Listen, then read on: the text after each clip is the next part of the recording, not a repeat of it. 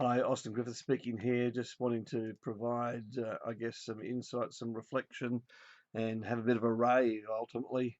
Been thinking a lot about the COVID-19 pandemic and its implications for us as Christians and the whole process of working through computers and technology and church and thinking about Christ and indeed the crosses that we have to bear. And so this is a pastor's reflection and rave, if you like. Um, I've noticed that there's been a big flurry in churches, particularly with pastors having to sort of upskill and pick up new ideas and looking into how they can utilize the technology to um, do church life in this current climate. Um, I've noticed too that along with all this, there is sometimes an assumption that, well, we as pastors are doing less work. I spoke to someone down the street the other day that I sort of bumped in, had to pick up something from, and they said, "Oh, you wouldn't be doing very much at the moment. It'd be pretty quiet for you." And I nearly fell on the ground and burst into laughter and tears. I'm not sure which, but it's just not reality. I've found that there's actually more work and more pressure, and so yeah, that person wasn't involved in any church or Christian ministry or anything, and was polite but quite naive in that. I've noticed that there's an incredible busyness, in fact, and for some pastors, I've noticed that also there's this great sense of excitement and expectation that's come about. Um, for some, this provides a new opportunity for freshness and thinking about future ministries and how that might actually sort of shape um, their future role. It creates an opportunity, if you like, to reinvent church and to do new things and perhaps even eradicate some stale traditions. And while at one level I get that, in that I don't think stale traditions are ever helpful, but I'm not one for just doing new things for the sake of it. I find myself struggling with all sorts of tensions and pressures here. I don't think I'm bent out of shape too much, and I'm not despairing by any stretch of the imagination. But it is a struggle, and I want to confess that, I guess, and certainly value your prayers. Indeed, I do believe that God's at work in the midst of all this. I preach the sovereignty of God, so I have to live under it. And yet, within that framework, there's both blessing and judgment. And so, as we work through this season, I want to encourage us all to keep our eyes wide open, but more pointedly, looking to Jesus, trusting in Him, so that we'll be shaped by His Word and His Spirit rather than simply swayed by the world and swept along by the spirit of the world. Um, and so it's in this context I thought I'd share some of my own personal reflections and struggles, which I recognise that some might be able to sort of relate to, but for others, they could just sort of accept or reject it. That's fine. But in this time of isolation, I think we as pastors and churches, we've had to respond rather quickly to new paradigms and adjust our programs quite significantly, which has put the spotlight on our adaptability, our capacity to change, or arguably our lack of ability to adapt and change.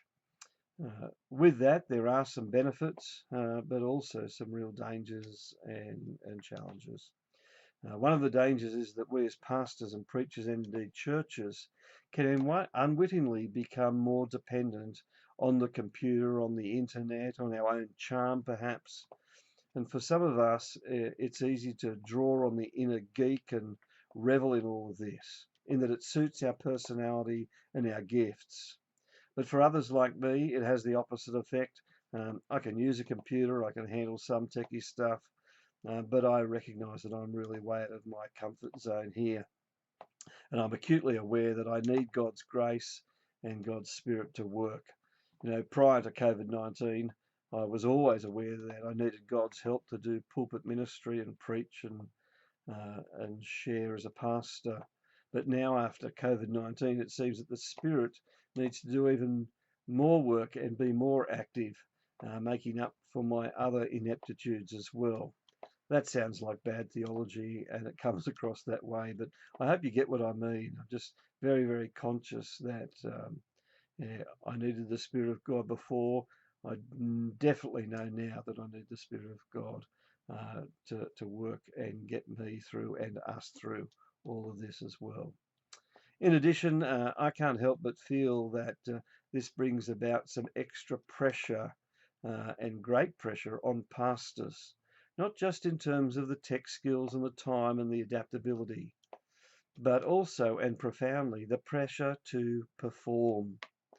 The reality is, I know that there's lots better preachers and Christian pastors and personalities out there who are much better, not only behind the pulpit, but behind the camera too. Some can even sing and play guitar and all sorts of other things. And so I'm just putting it out there. It's hard when you know all that is there. Um, and it sort of sometimes makes me sort of second guess myself. How am I coming across before the camera? I'm not looking at it enough. I'm reading too much. I'm too boring, or I'm too this, or I'm too that.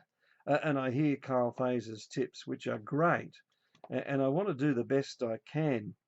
Uh, but there is this thing, and I find myself, I just have to keep coming back to it. Um, I'm not out to impress others, and I shouldn't be out to impress others. I'm out to honour God and honour His Word. And it's His approval that matters most, and that's what I need to focus on, which in reality is even more intimidating when you think about it. Yet alongside that, there is this great truth that remains, and it's this, that in Christ I've been accepted. And to use Max Lucado's words, my failures are not fatal, my life is not futile, and my death is not final. The Lord in His providence, you see, has placed me here.